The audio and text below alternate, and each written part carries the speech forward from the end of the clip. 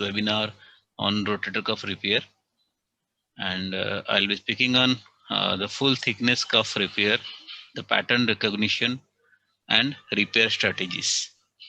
So, uh, to start with, we should know what are our goals for a cuff repair. We must restore the anatomy, biomechanics, have a rigid fixation, which helps in healing and improve the shoulder function. So we all know that the non-operative treatment of cuff tears are risky in many cases, as there is no spontaneous healing, and they usually become symptomatic in due to tear progression, and they become more untreatable whenever there is fatty degeneration of the muscles. We only indicate for small, it is indicated only for small tears and elderly with limited functions. Otherwise, operative treatment is definitely recommended in most patients for improving strength and function and reducing the pain. Techniques evolved from mini open to arthroscopic, though most of the outcome studies are saying the mini open and arthroscopic repairs are almost have similar outcomes. Arthroscopic repair is less invasive and better scores in early follow-up, but it have a learning curve which is quite long. It is associated with higher cost and longer operative time, but still this is now one of the most preferred ways of cuff tear management.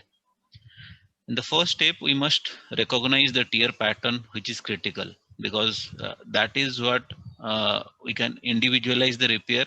We can optimize the tendon biology, improve the outcome, and reduce the failure rate.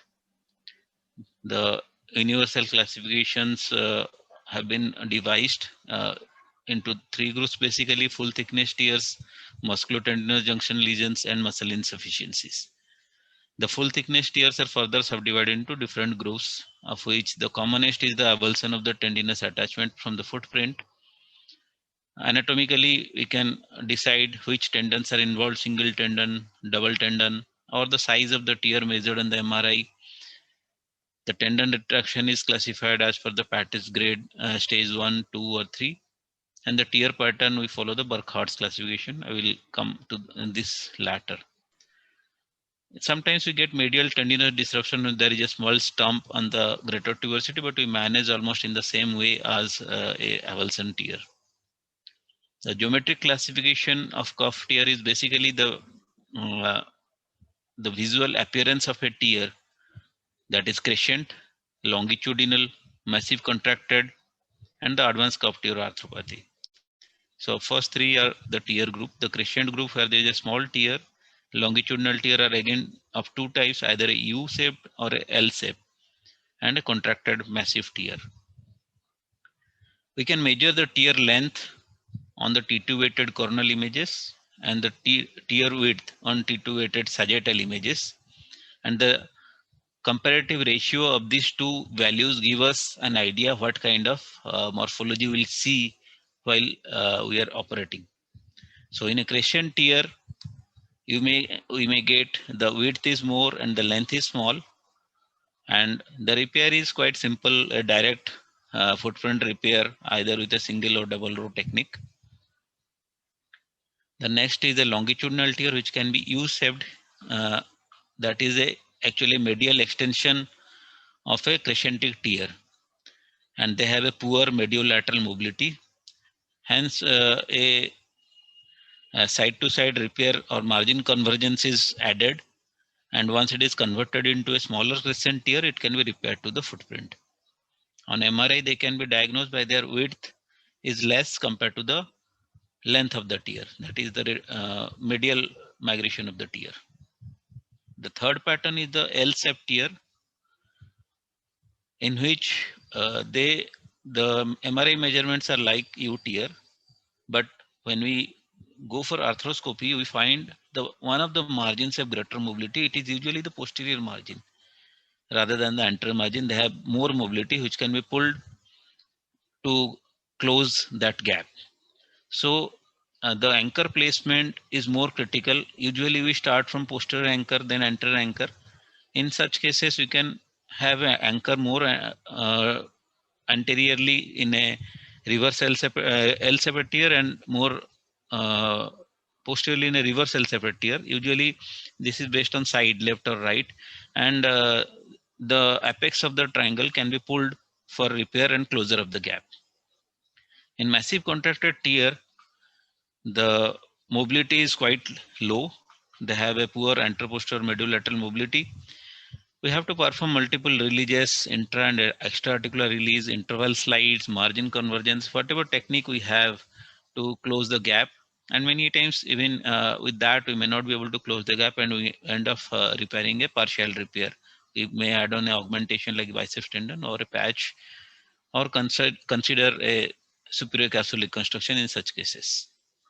This is a rare pattern of tear known as Fosbury fluff tear, where usually seen in traumatic tears, in which the tendon flips on itself and it is attached adhered to the medial side. It can be diagnosed on MRI based on the thickening of the tendon, which is more than 9 mm, with a fluid accumulation in the supramedial parts of the bursa and other signs. But such tears, once we release and mobilize, probably they can be repaired back. Musculotendinous junction lesions can be primary following a trauma or calcific tendinitis or a corticosteroid injection, or can be secondary failure to a failed double row repair, that is type 2 failure. They are conventionally difficult because we have to repair at the muscle and to the tendon and have a poor prognosis. Though recently Millet et al. Have come out with a further classification at A, B, and C based on the healthy muscle or tendon, or they can be done with a complex suture bridge if the tendon is short and retracted, allograft patch augmentation, and chronic tears with muscle retraction and fatty infiltration, probably going for uh, a tendon transfer or a reverse shoulder. Muscle insufficiency can be assessed based on fatty infiltration on MRI, on Gautelier classification. We need to very carefully see that, because many times retraction gives a false fatty infiltration images. So you see how much of the fatty infiltration is that, and beyond stage 3 or grade 3, it becomes very difficult for a mobilization and repair and to gain function. Muscle atrophy is based on the Thomogew classification, where the occupation ratio of the supraspinous fossa is measured based on the muscles area and the total area. The ratio is taken, and it is mild, moderate, and slight atrophy, and severe atrophy are the gradings used based on MRI images. So mobilization is an essential part in most of the degenerative cuff tears or late presenting traumatic tears. Anterior release can be done for small tears only from the coracohumeral ligament, and then we can go through the cleavage planes. For larger tears, it need to be released from the entire subtendon capsules and beneath the AC joint. And the more and more the tear is retracted, the release becomes more and more. Other techniques used known as interval slides, which was popularized a few decades back by Bigliani and Toro. There are basically they consider two slides. One is anterior interval slide and posterior interval slide to cut the supraspinous tendon from the anterior area, from the CHL and coracoid area, and the posterior interval slide entering supra and infra separated till the spine of scapula. But on follow-up studies, it is found that the interval slides have high risk of devascularization, high risk of re-tears, and failure rate. So these are no more recommended to go for such massive aggressive techniques for mobilization.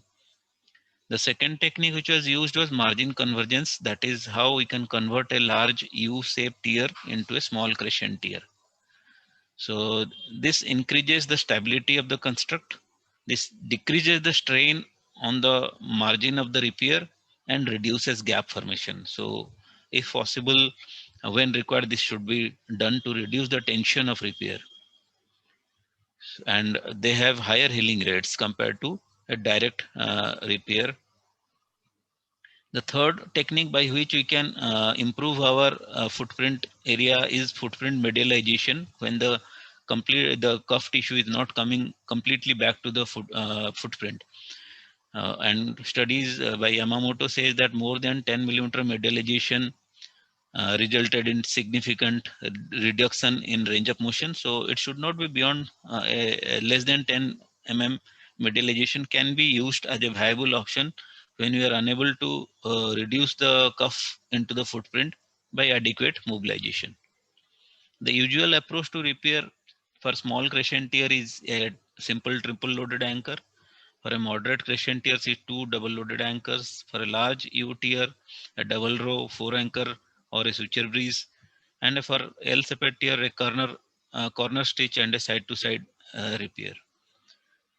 Single row repair, we can use simple sutures, mattress sutures or Massillon sutures, and modified Massillon rip stop. There are various suturing patterns. Double row repair can have a medial mattress and lateral simple. They can have a suture bridge configuration. They can have double row crisscross, and they can use knotless split bridge technique, which will be discussed later on by Dr. Manucha here.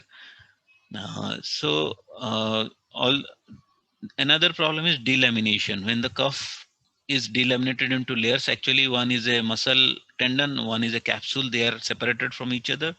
If you repair any one of them, that will be under tension and the other one will be relaxed. So in these cases, a dual layer double row type fixation is recommended.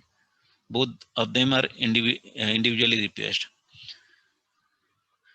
There is a huge amount of discussion and research has gone for double row and single row controversy, but biomechanical and animal studies clearly show double row have better, stronger fixation, better restoration of the footprint, improve contact pressure and area, and better structural integrity in the post-op images.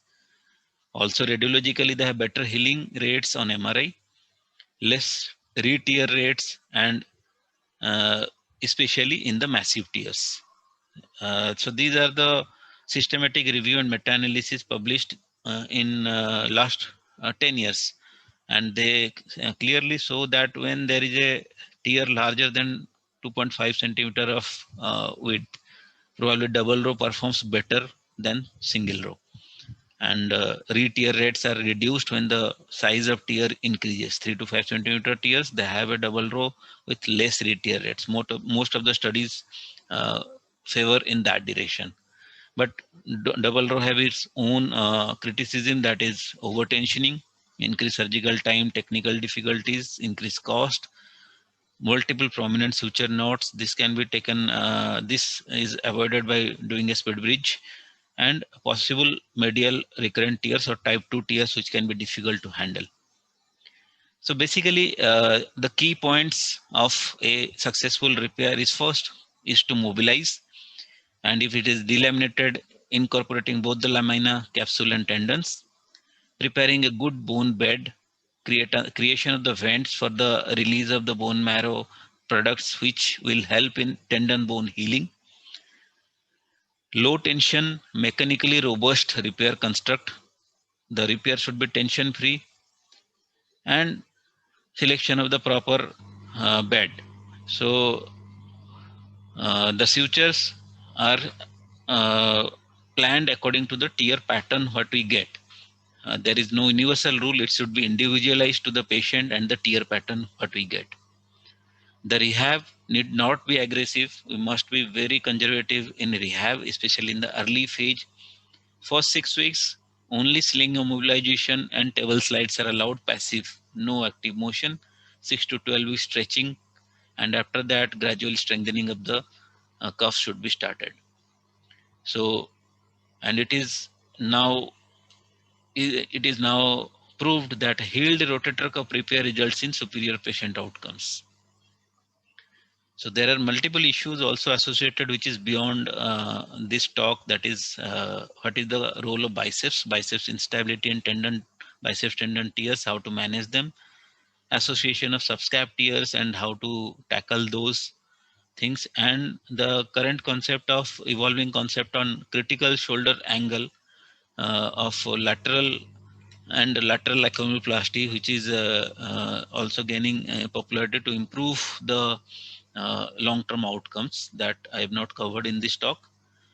Associated diseases like acromioclavicular joint disease, labral tears, slap tears, glenohumeral instability, or arthritis also need to be taken care while doing a cuff repair.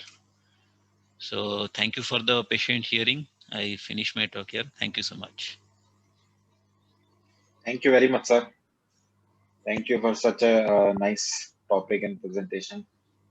Any questions? So do we keep questions for the end, or shall we begin with the Yeah, we next can lecture? have a questions at the end. It's not an issue. Dr. Manoja? Right, thank you. So, Yes, sir. so So please I'll begin with start. your topic.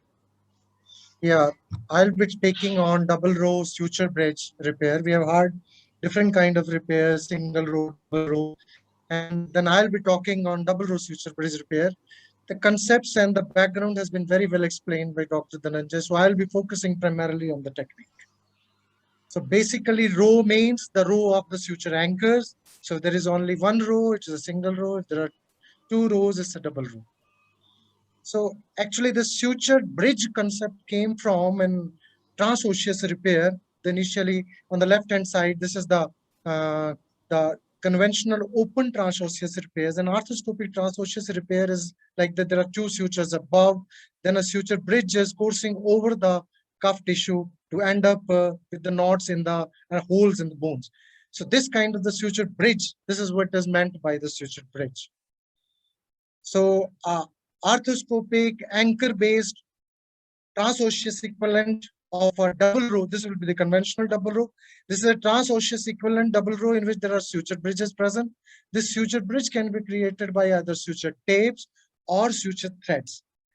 In this illustration, it is shown that each proximal row anchor are only single loaded. That means has only two tails of the suture.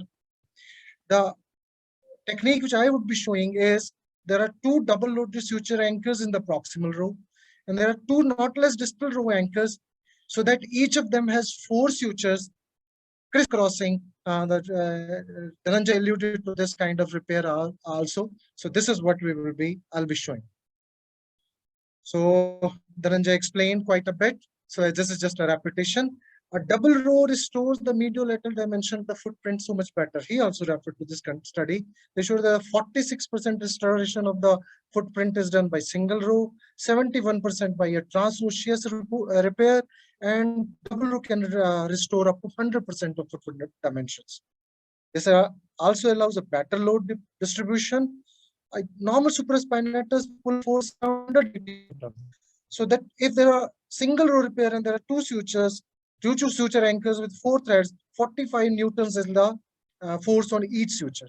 If you add one distal row anchor, there are three anchors now with six sutures, and the load will be 30 Newtons. And the repair which was illustrated with the single loaded proximal row, each suture would be carrying a load of around 22.5 Newton. So it is evenly distributed over a wide area if you had more suture anchors and more sutures. With single row, there has been something concerns about tendon gaping with the arm motion. So with the double row, because you press the cuff tissue down to the bone bed, this is prevented. So the joint fluid does not bathe this healing bed. And that's the reason why the healing happens better at the double row. However, while Dhananjay said that, and there are enough studies that are showing there are better clinical outcomes, but that still remains needs to be conclusively confirmed whether that really provides better clinical outcomes or re-tear rates. Their benefits in large and massive tears is good, but in small and medium-sized tear, the clinical outcome or re-tear rates may not be much different from a single one. Now, what are the limitations and disadvantages? Now, a double row repair is limited by the area of the humeral head available for suture anchor, because you cannot do too much of anchor crowding. The anchor have to be spaced enough from each other. And the another implication is that if such a repair needs to be revised, the revision will be very difficult. Secondly, they are also limited by the surface area and the quality of the available cuff tissue for suture repair. Now, the tension band of the suture over the cuff tissue can overcompress, strangulate, or cut through tissues also. So you have to choose the repair, double row repairs very carefully. Of course, they're expensive. Of course, the surgery duration is increased. And yes, the arthroscopic skill levels required are also high. This is the usual portal for all kind of rotator cuff repair. There is a posterior conventional portal which works in this situation as a posterior subacromial. There is a lateral portal which is posterolateral subacromial. There is a lateral subacromial. There is another portal for anchors, and then there is an anterior subacromial portal as well. The anterior subacromial portal is the same which we use for anterior glenohumeral arthroscopy also. So tear pattern recognition, we heard so well from Dhananjay. So I'll be talking about these things. Even the rotator cuff mobilization he explained quite well. I'll also not be focusing on that. I'll be describing the technique, the rest part of the techniques. So the first step for the technique is debriding the bursal tissue. It's very important. You will be working all through your surgery in the subacromial area. So you have to have removed all loose tissues and all tissues which comes in the way of your view. So you should take good time. You should take as long as is necessary, and you should remove as much as is necessary. See, you are saying this is a curtain sort of a thing which happens posteriorly, which is called bursal curtain. You should take good time to remove this bursal curtain because this will keep on coming in between in the view line of the scope. So one should take good time to remove this bursal curtain. And then once you have removed the bursal curtain and you are seeing the subacromial, then you should start working on the margins of the cuff, because there you will be placing your sutures and you need to see your sutures well. And therefore, the margin should be well cleared of the bursal tissues. You have to clear medially, like you're saying. You'll have to clear interiorly as well, because there also you might be placing your sutures, and this will show you that's the interior clearance. You must clear the space between the bursal tissue and the cuff tissue.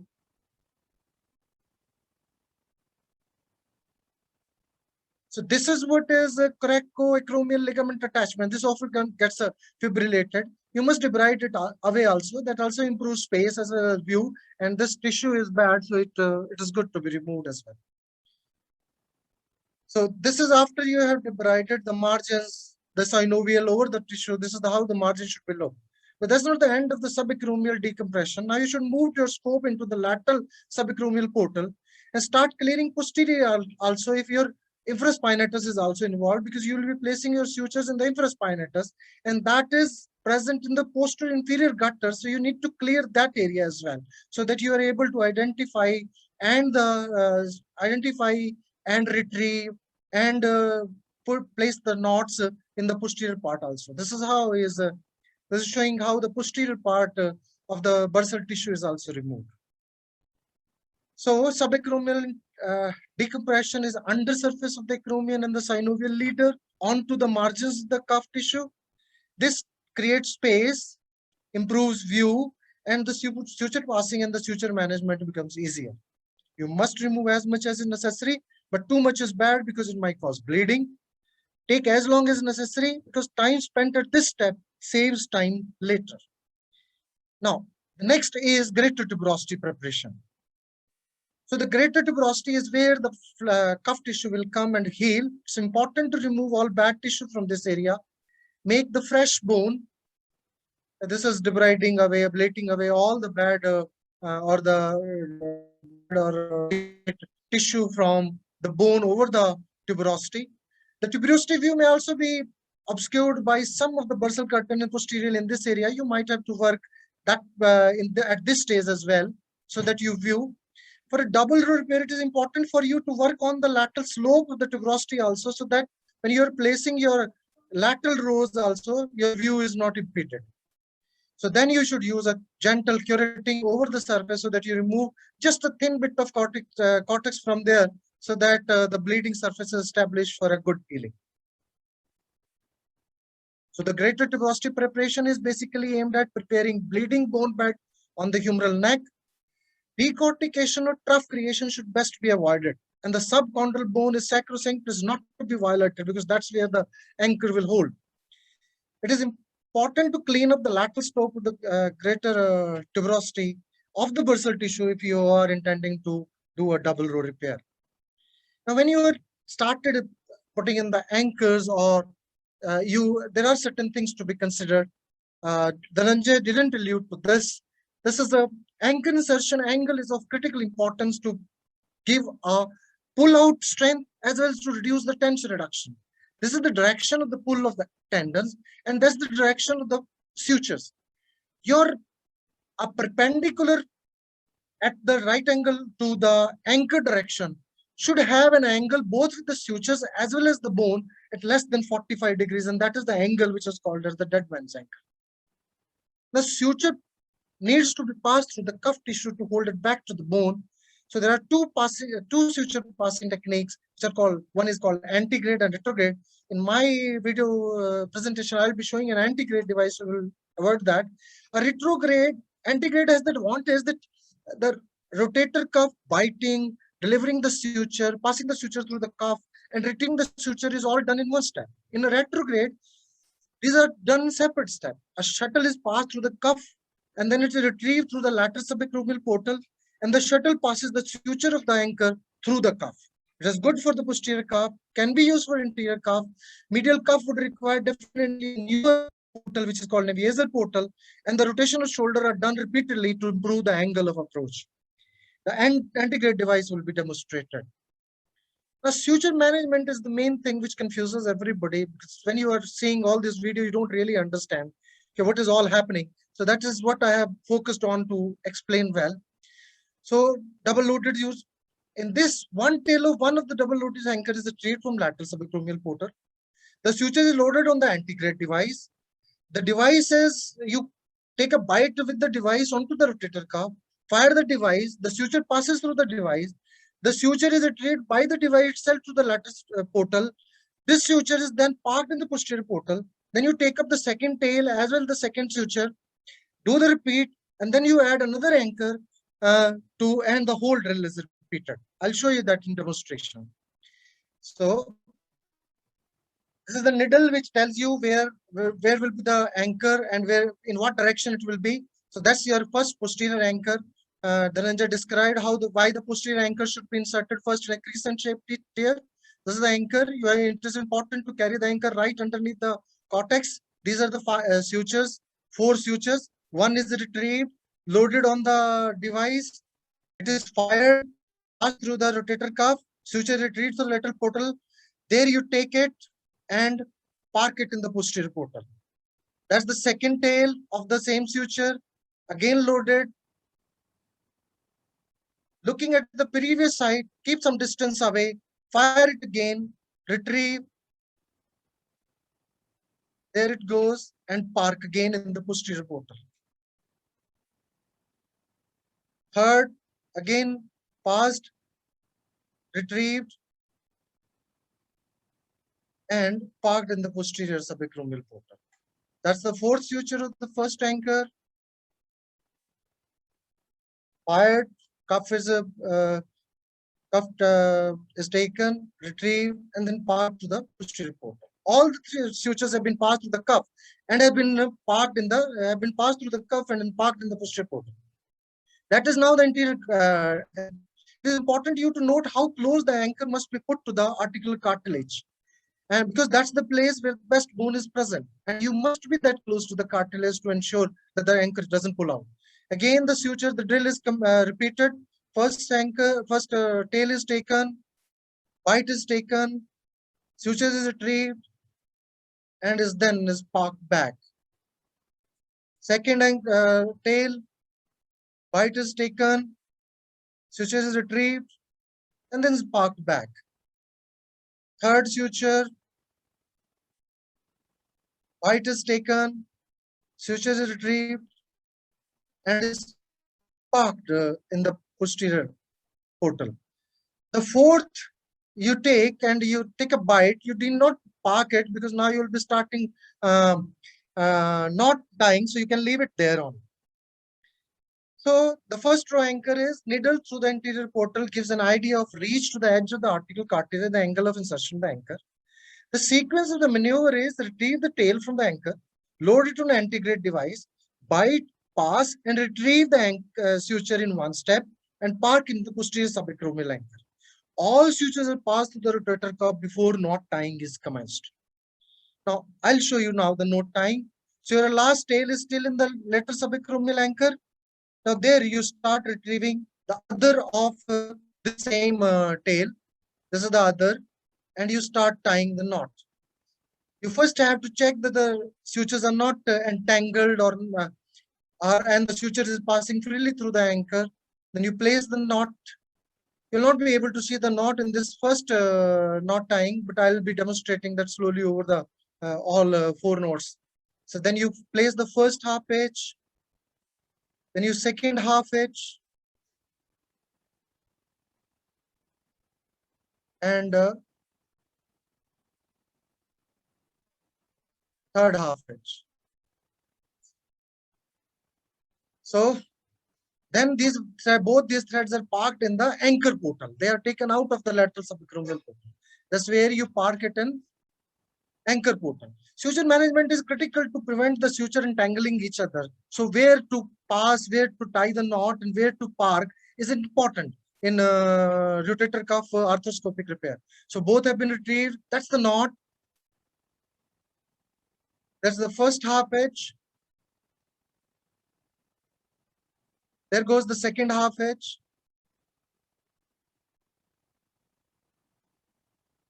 There goes the third half edge. And then this again is parked in the anchor portal. So you go to the third pair now of the sutures, take them, likewise tie the knot and park it in the anchor portal.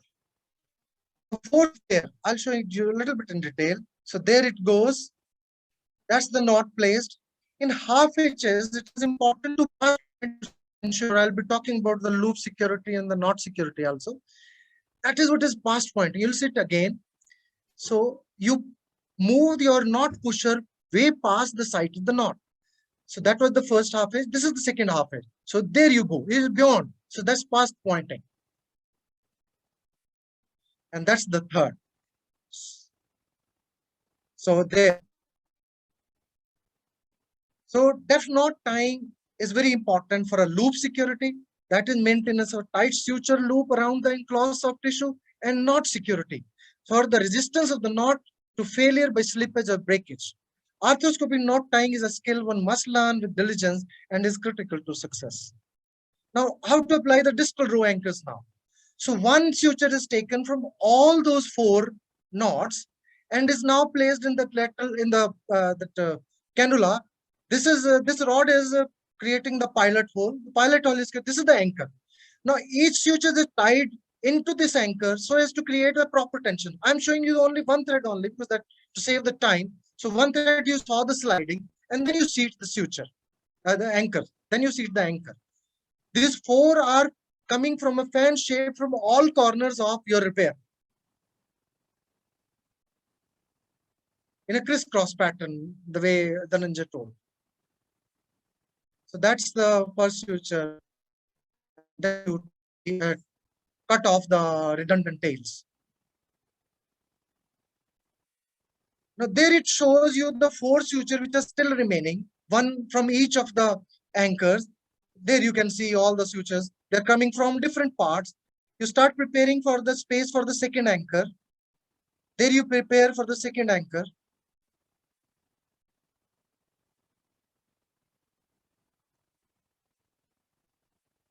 Pilot hole is created. That's the pilot hole. And you place the suture anchor again.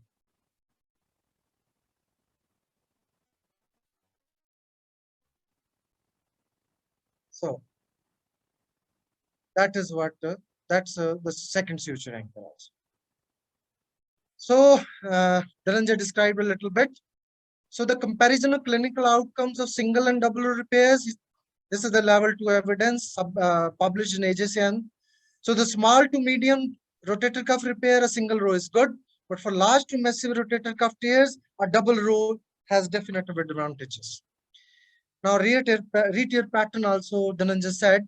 So re-tear, if you use a double row, the re-tear usually happens at the muscle tendon junction, so which is a bad idea. So one should be very clear about the tension what one applies in a double row repair. Regarding this tension and increasing suture, but bridge tension beyond 90 Newton is not does not improve any contact pressure and is of not much use. So uh, the one should not be over jealous in applying tension to the distal row anchors. So the take-home message is the arthroscopic repair is the current standard of practice for rotator cuff tears. Single row and double row are two techniques of rotator cuff repair. Double row arthroscopic repair may offer some biomechanical and anatomical restoration advantages and should be part of arthroscopist armamentarium.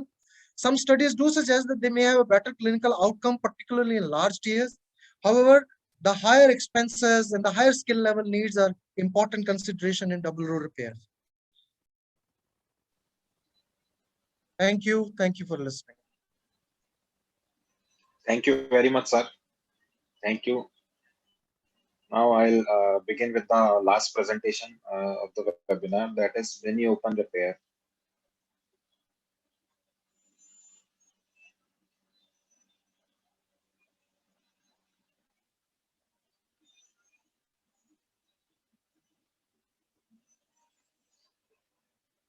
A very good afternoon. Now I'll like to present my given topic, that is mini open rotator cuff repair. Come to the basic anatomy of the rotator cuff. This is a slide describing the muscles of the rotator cuff. There are four total muscles: supraspinatus, infraspinatus, stabilis and subscapularis. I think everybody knows know well about it. The basic function of the rotator cuff muscles are that they are the dynamic stabilizer of the shoulder. They are the steering group of the muscles. They provide strength to the arm, and along with other muscles of the shoulder joint like deltoid and pectoralis major and latissimus dorsi, they create a coupled force around the shoulder to provide its stability and the power. If you talk about the rotator cuff disease, there is a vast spectrum leading from asymptomatic partial thickness tear to symptomatic partial thickness to full thickness tear, and lastly, the symptomatic rotator cuff arthropathy due to a massive cuff tear. If we talk about the definition of the tear, has already been explained by Dr. Dhananjay, that there can be partial thickness to full thickness, massive tear, which includes 2 or 3 tendons or a defect area of more than 5 centimeter. There are coronal oblique imaging of the shoulder. Defining the image on the left side is showing full thickness supraspinatus tear from the insertion side, and on the right side is showing a bony avulsion of the rotator cuff. If we talk about the treatment, first we should see our patient. Whether he's a young or a middle or a old age patient, the dominance of the hand, whether the involved arm is dominant or non-dominant, his profession, whether he's like involved in some sports activity or a sedentary lifestyle, symptoms of the patient, whether he's having minor pain or he's having severe pain, weakness, is not able to lift up his hand, or other drop arm test is positive. If you go by the imaging, you should see for the size of the tear, the location of the tear, and pattern of the tear. Also look for the tissue quality as per Gotelier classification, 0 to 4, how much muscle or the fat streaks are present. You should also look for the other associated lesions like labral tear or slap tear or some biceps tendon pathology, which is like quite a good chances of being present along with the rotator cuff tear. Then you make your decision based on all the above factors. Treatment can be surgical or non-surgical. Here I will talk about the surgical management only. First thing, you should know that tears are not going to heal spontaneously. Either you repair them or they do not heal at all. tear repair, like repair of the tear, depends upon the size, elasticity of the muscle, whether you are able to bring it back to the footprint, chronicity of the tear, retraction, amount of the retraction, and fatty infiltration. If we talk about the surgery, then there are many methods of repair. Open repair, which is not being done nowadays. The second is mini open repair, arthroscopic assisted mini open repair, and all arthroscopic repair. There's a ongoing debate between the all arthroscopic repair, the mini open repair. The long-term studies have shown that the long-term results of both the repairs are almost equal. There are proponents of both the arthroscopic repair and mini open repair. I personally, being like not too much familiar with the shoulder arthroscopy, I usually prefer a mini open repair of the cuff tissue. If we divide the total process in steps, then first is approach to the cuff, then cuff mobilization, footprint preparation, then fixation of the cuff to the bone, then subacromial decompression, biceps, biceps tenotomy or tenodesis, depending upon the age or the preference, and post-op rehabilitation. Approach includes from the preparation of the patient to reaching the cuff. If we begin with the position in the OT, patient positioning can be beach chair or little position. Personally, I do prefer a beach chair position in which patient is made around 50 to 70 degree proper with the involved arm lying free. There should be adequate padding of the back of the heel area and also the stabilization of the head. Now, the second thing is skin marking. You should, after cleaning and draping the arm, you should mark all the landmarks there. First is clavicle, then acromion, spine of scapula, AC joint, and coracoid. Also mark your incision. I do prefer a direct lateral approach, which is like a midpoint between the anterior and the posterior margin of the acromion. You mark a straight incision of around 5 to 7 centimeter in length.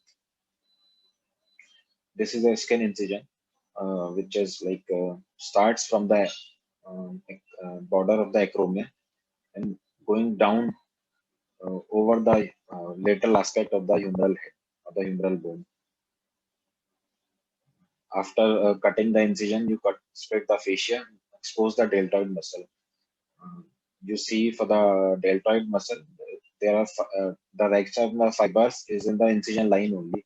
So you split the fibers right from the edge of the acromion and up to 3 or 4 centimeter. Maximum limit is 5 centimeter. You should never go beyond 5 centimeter as there is axillary nerve present which can be damaged. And also the split should not be very aggressive and the retraction also should not be very aggressive as it might lead to detachment of the deltoid muscle fiber from the acromion, which may lead to more postoperative pain and weakness and deformity of the shoulder later on. After deltoid split, you reach to the subacromial space. You'll find a subacromial bursa there. So you debride the bursa, you cut it off, and after that you find a cuff muscle, cuff structure. So you identify the cuff. I do prefer to put holding sutures onto the cuff. First you hold the cuff with the forceps and pass 2 or 3 rigid sutures from the anterior to the posterior end and like grab a hold of the cuff and then you try to pull the cuff towards the footprint. It is to assess whether the cuff needs some release from the labrum or from the coracoid area or from the other muscles or like also it tells about the tension of the repair. When you bring back the cuff to the footprint area, how much tension the muscles have, or you need to do you need to abduct your arm to bring back to the cuff area. Usually if the cuff is retracted, then you need to do more releases and the tension is more in the repair. The more amount of the tension, more of the stress and more like it has chances of repair. After that, if you come to the repair can be transosseous repair, can be suture anchor repair. I have not. I have done only one or two transosseous repair. Suture anchor repair can be single row or double row. Anchor can be knotted or knotless anchor. Double row repair has already been explained. Single row repair is not very good, not has very strong hold, and also it does not restore the mediolateral footprint of the rotator cuff. So what we do, we uh, clear the footprint area of the wherever amount depending upon the amount of the tear. You clear the bed, you debride it, and also assess where do you want to put your anchor. I do prefer a double row repair. So first anchor is placed on the medial border of the footprint, just lateral to the articular cartilage. I do. This is the transosseous repair. This is the suture anchor. This is a Biotech Peak 4.75 knotted anchor. This is the titanium one. This is also a Peak double loaded anchor. So we after footprint preparation, you put your anchor wherever you want to put it. You take the suture out. You take a bite of the good amount wherever the cuff tissue is strong. You take a bite from there. You pull out the suture and like you do it for both the sides of the anchor. You take out all the 6 or 8 sutures depending upon the like you use a triple loaded or double loaded anchor. Then you bring you give sliding knots. You like push the cuff to the bone bed, and then after putting that, you see for the lateral row. You This is the repair pattern. Depending on if you use a 2 medial and a 2 lateral anchor, that provides this much of 75% of the contact area. If you use a 2 medial and 1 lateral anchor, this provides almost equivalent to the above one. And if you use a 1 medial and 2 lateral anchor, this provides a slightly less percentage of the contact area.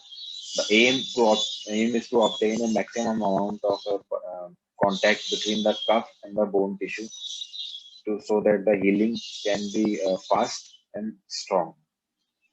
So, if this is the image of a repaired cuff, this is the anterior, this is the posterior side, this is the glenoid, and this is the humeral head area. So, what we do, we put 2 anchors, one on the anterior part, one on the posterior part. You take out the suture from the cuff material, put knot there to bring the cuff back to the bone. Then you remaining sutures can be uh, put on the you put on a lateral row by using a knotless anchor, or if the patient does not have a good financial budget, then you can also use a 4 mm screw to tie your threads, making a suture bridge over the cuff to restore back the cuff to the bone so that it heals well. Then after performing repair, you do subacromial decompression if needed, depending upon the acromion type, whether it is type 1 or 2 or 3, Morrison-Bigliani. And then you come to the biceps tendon. Biceps tendon management, if you have already decided pre-operatively on seeing MRI image, if there is instability of the long head of the biceps tendon, or there is biceps tendinosis or some inflammation of the biceps tendon, then you should do either a tenotomy or a tenodesis depending upon the preference.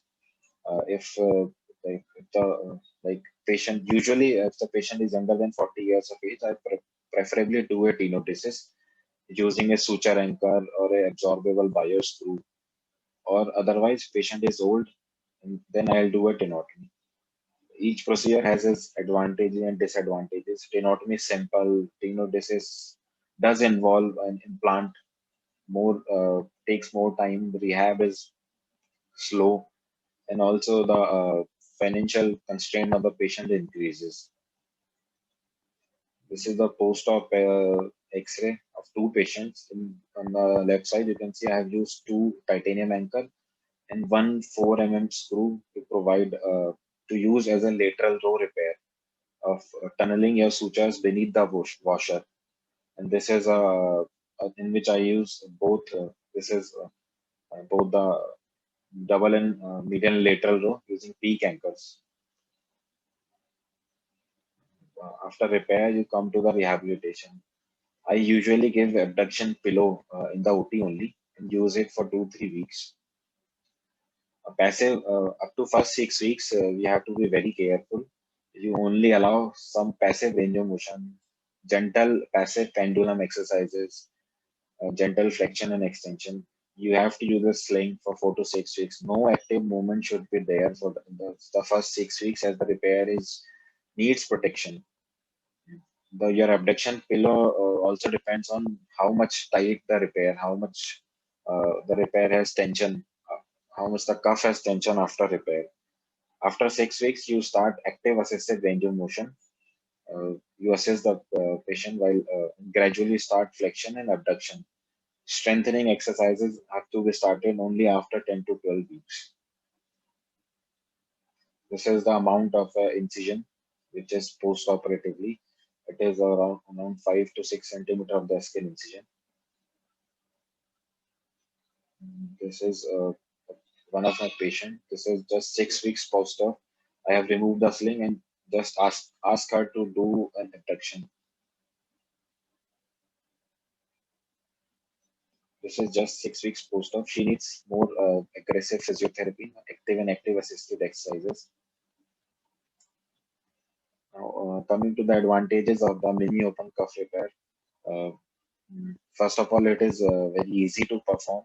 Takes less time than the as compared to the arthroscopy ones. You have a direct visualization of the cuff. There's small learning curve. You don't need to arthroscopy has a very long learning curve, and you need to undergo a lot of training. There's no need of any special equipments like cannula and all. We have a good long-term follow-up as compared to the arthroscopic rotator cuff repair. Both show that the long-term result is same.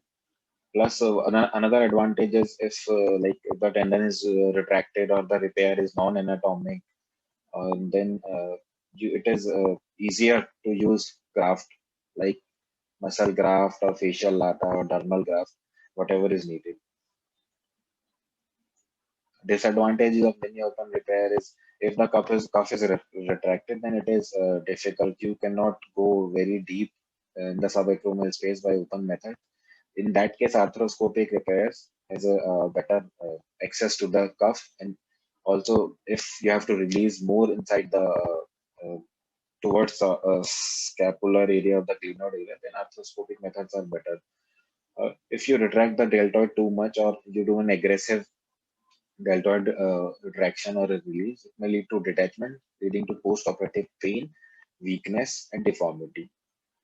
In the early post-operative pain, you have more pain as compared to arthroscopy rotator cuff repair because it is more invasive, more tissue damage, more inflammation, more swelling. If because of the same reason, you may have post-operative stiffness if patient is not undergoing a formulated physiotherapy plan.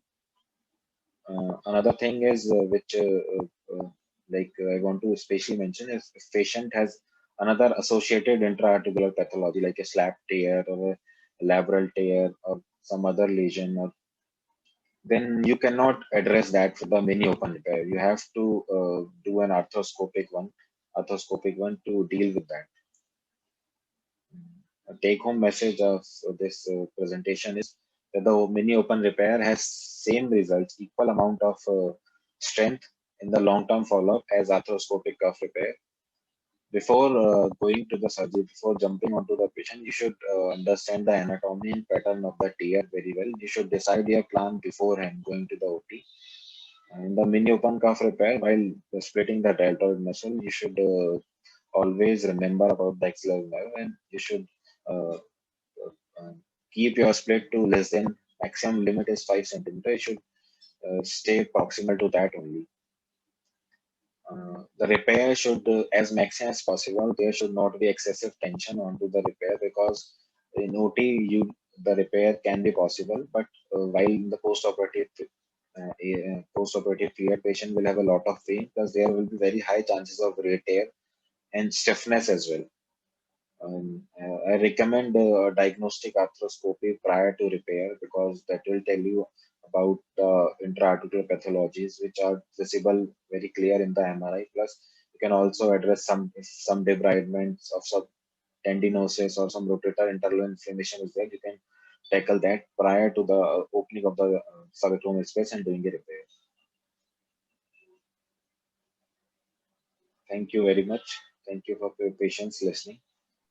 Thank you, sir.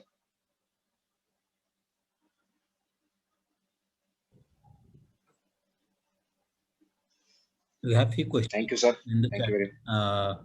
First is how is the patient managed if he has stiff shoulder at presentation? What is your take, Dr. Manucha, sir? See, my ideal patient would be one who does not have an active range of motion, but has a good and fair range of passive motion. So patient should be passively able to abduct. If the patient is not able to passively abduct, this patient and has a rotator cuff tear, the studies have shown that if you attempt a repair in these cases, the re-tear chances are very, very high. So before you take up the rotator cuff repair, his stiffness should be treated by physiotherapy, by physical methods.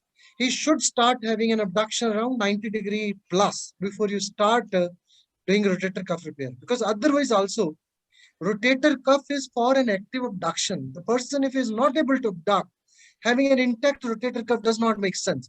So the stiffness needs to be addressed first and the repair done second time. I agree with that. We have to decide which is the priority, whether we want to priority-wise treat the stiffness or priority-wise treating for the pseudoparalysis because of the cuff. So if we think this patient has some stiffness, but more because of cuff issue, goes for a repair, some release, that will do. But if the patient is completely frozen, hardly any abduction, that is not a candidate for cuff repair. That's a candidate for treatment of frozen shoulder. So priority is frozen shoulder. So based on that, we take a call. So usually, if patient has long-standing cuff tear, usually they are associated with secondary periarthritis of the But shoulder. usually they're not completely periarthritic. There's some terminal stiffness. They do not have complete frozen sort of scenario. See, there is the person who has a pseudo paralysis always have had a passive range of motion. Yeah. And it is unlikely that the patient never moved. Even if you bend forward, the gravity makes some abduction happen. Yeah. So these patients are not really stiff in the manner the frozen shoulder is stiff. So they do have some stiffness, and like Dhananjay said, in these cases, some rotator cuff interval release, some ligament release here and there, some synovectomy, that takes care of that kind of stiffness. But if there is complete stiffness, he cannot move, a little bit of external rotation, no abduction, there's no use repairing cuff for these people. Agreed. The second so question. You also anything? Yeah, Irish. Yeah. Sir, one thing more I want to ask. Like some of the patients, they if like I ask them for the that they have a cuff tear and they are not able to actively lift their hand, and then they should undergo repair. Then they they also do one thing, that they try bend to the one side and they use a scapulothoracic motion to elevate their upper limb, and they they tell me that they are able to perform the activities. And if you do counsel them, like in a private setup, I need to counsel them a lot before taking them to the OT table. So one thing I just wanted to share, that I have encountered this thing, that they use the scapulothoracic motion. They like bend it on one side and try to lift it, and they said that we are managing with this, and I don't want any surgery. I encountered this thing, so I just wanted to share with. That's the problem. We have to tell them that a cuff repair never heals by itself. First, any cuff tear never heals by itself, however small it may be. It will progress with time. With progression, muscle atrophy will happen, and that will reduce the result. That will always affect the result. So there is a time interval in which we can intervene. It can be 6 months for a patient. It can be 2 years for a patient. but in appropriate time interval, an appropriate surgery will give a result. The same surgery may not be useful after 2 years. That we need to explain them that if Yes, your sir. cuff goes atrophy after 2 years, and you'll end up with a SCR or some tendon transfer which is poorer in outcome rather than a simple cuff repair which Yes. have a better outcome. That's how I counsel them. There is a treatment for every stage, but the outcome changes. Right, Outcome will be regarding this thing, exactly, definitely, sir. regarding this thing, that scapulothoracic motion, patient thinking of it as a shoulder motion. The simple idea is hold their scapula and ask them to move it, and then they cannot move it. Then tell them that this is not your shoulder. Exactly. Actually, you are doing some trick movement. So that Yes. what I am going to treat Yes. is something Exactly. between the scapula and the humerus, not between the scapula and the thorax. That is. And the third, exactly. This is what I do. I just put a hand on this part of the shoulder and now ask them to try to lift it. There's hardly any movement. There's hardly any active movement of that part. Exactly. Another question is that how often you end up doing a single row due to lot of retraction? Usually, I will say for me. I would say 50-50. That I always start with doing a double row, but I am not hell bent that I'll always do a double row. If I cannot bring it well to the footprint without tension, I will rather do a single row than create a tension. No, tension is not acceptable at any cost. Even medialization of the footprint and sometimes even Yes, in sir. 5 to 10% cases, I don't mind even that. Sir, if you have to do a non-anatomic repair, then like how much medial can you go? 5 mm. If the tissue is very much. So the literature tells that if you go more than 10 millimeter, then the range of motion loss is very large. A 3 mm patient even doesn't even appreciate. Yeah. So between 3 mm to 10 mm, you take your call, because you don't want it to be under too much tension. You don't want it to be re-tear. So 3 mm is always acceptable. More than 10 mm, never. Between 3 to 10 mm, decide. It is acceptable. Yeah. Yes. Another question: any tips for tear margin debridement? I don't do it, frankly speaking. I sometimes do it, not always. If there is sometimes the edge of the cuff is too much synovialized, looks like it's not a cuff, it looks more of a synovium, then I want to be sure that it is cuff tissue. Then I start doing debridement. But as soon as I get that feel with my punch, I never do debridement with anything which does not have a tactile feedback. So I do it always with the punch. So as soon as I get that feel of the rotator cuff tissue, I do no more. I do only that much. I usually just use the saver without a suction in a continuous mode a bit, rub it and leave it. That's all. This shaver, I never try. I'm afraid of putting a shaver to the edge of the this rotator cuff, because it might eat something which I don't like. So that's the reason why I made the particular point that I use punch for that purpose. So I feel it with the punch. And if I do feel that it's not a rotator cuff, then I take a little bit bite and increase it as is necessary rather than doing it too much. My target is just to make the undersurface a bit more rough and vascular. That's all. Yeah, that's all. That's all. Cuff tear, if not operated, will always progress to arthropathy. No. There are two thoughts. Whether it's a balanced based on the cable concept, whether it is not balanced, or compensated cuff tear or decompensated cuff tear. If the cuff tear is compensated, it may not progress to arthropathy. If the cuff tear progresses gradually to a decompensated stage, it will definitely progress to a arthropathy. Does it have any bearing with the? Sure. No, you continue. I was simping. Sir, sir, does it have any bearing on like tear arthropathy bearing with the age? Like if a young patient is having a like full thickness supraspinatus tear, he is more involved in the sports activity, more overhead abduction. So he has a higher chances as compared to a middle age or a 40-45-year-old female who has a small degenerative partial tear. Is it any implication of this amount? Like, I want to emphasize about the amount of the tear and progression to the cuff arthropathy. Younger the age, higher the risk. Higher the activity level, higher the risk. Size of the tear, higher the risk. Everything multiplies.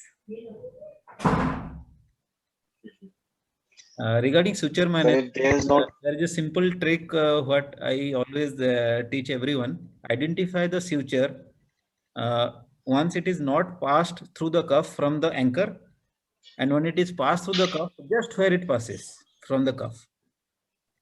And then with the suture retriever, you isolate the suture. If you isolate from somewhere else, you might be wrong. So there are, wherever the suture, once it is not passed through the cuff tissue, identify from the anchor itself. And once it is passed through the cuff, identify it from the cuff. That's where. That is the only trick that will always save your skin. And see, once it has been passed through a cuff or the knot has been tied, take it off the working portal. Yeah. Because having it there always creates a problem. Yes. So this parking business is important. Yeah. I can show you a simple video. Suture management. Just a few seconds video, if it is allowed. Share screen. Okay. So I think we can see the video. Yeah, we are sure. Yes, sir. This is what happens sometimes. Most common problem this happens during suture passage.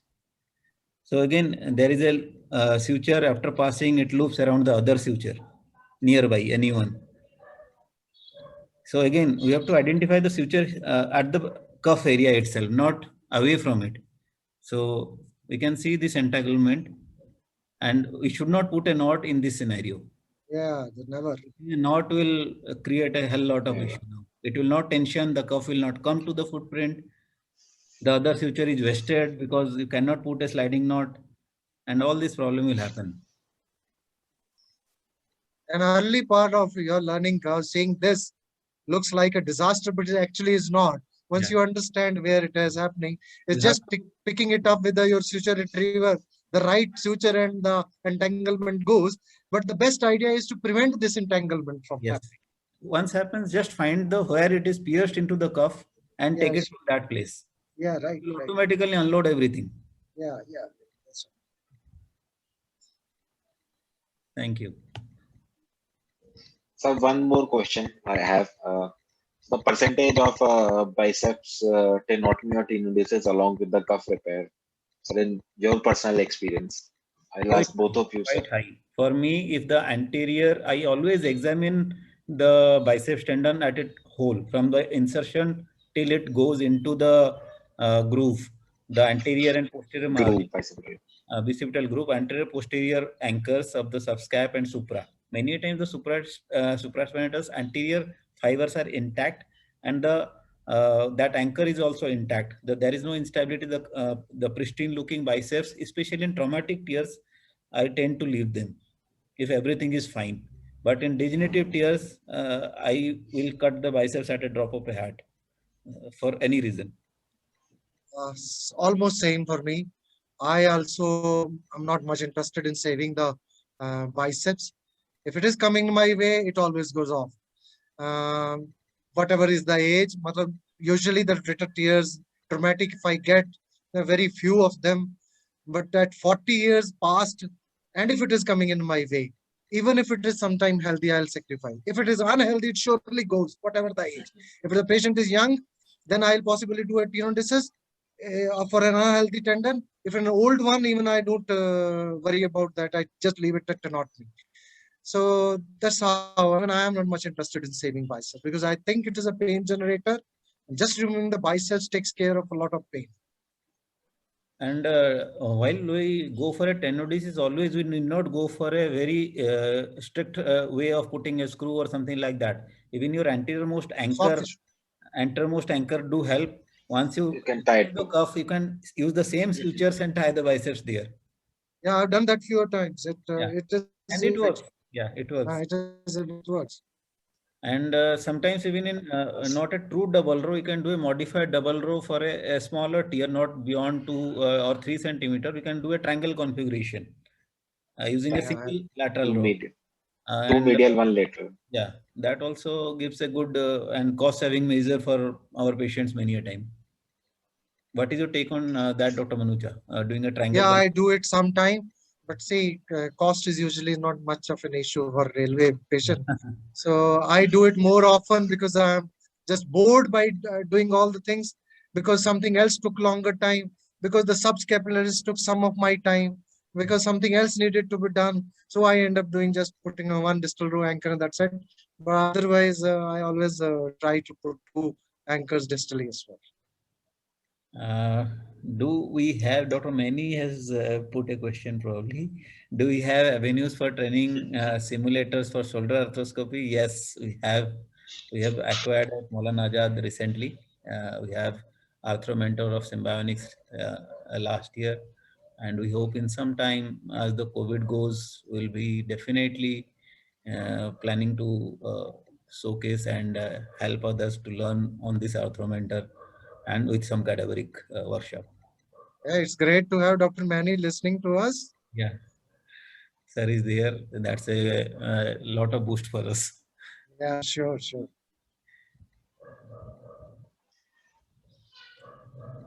So Rishabh, it's a good effort to organize such a webinar. Thank you, sir. It's a really great effort from you. And thanks for the biotech. Thank you, sir. Thank you very much, sir. Thanks, Biotech, from my side also. Thank you very much.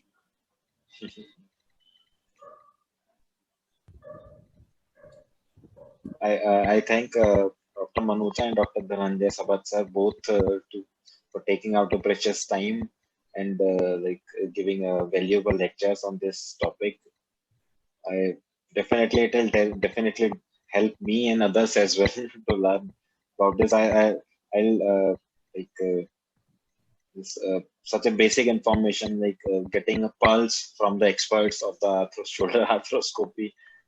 It is definitely a good initiative, and I'd like to I request. I'll hope then we'll continue with the further more webinars on the other topics related to the arthroscopy, both shoulder and knee. Sure. Thank you. Thank you so much. Thank you so much, Dr. Manuja, Dr. Dhananjay, Dr. Rishabh Saini for taking out time on weekends. And it was a wonderful webinar, and this webinar will be